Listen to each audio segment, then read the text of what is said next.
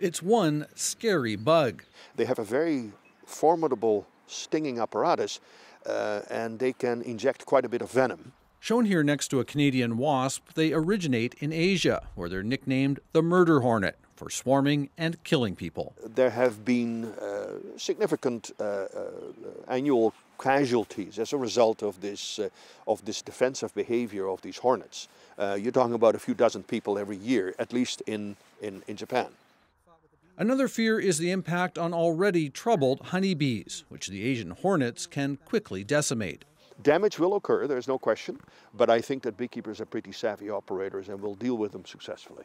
So far, the giant hornets have been found at 2 locations in BC and more recently in northern Washington state. The nest found on Vancouver Island contained about 200 of the creatures. Beekeeper Conrad Berube was sent to remove it. Oh, that's the queen? I think so. Let me see. Oh, look at her. My reaction was, holy smokes, that's a big wasp. And they are, in fact, the largest species of wasp on the planet. But he paid a big price, despite his protective beekeeper suit. The enraged hornets immediately stung me across the tops of my thighs.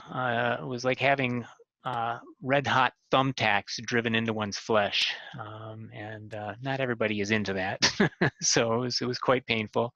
Not many left, though. He was stung 7 times, even through a thick leather glove, and he still has the scars from its powerful venom. The hornets likely arrived on cargo ships, later setting up nests deep in the forest, eluding efforts to find them. At this point in time, really what you call the needle in a haystack. This is really tough.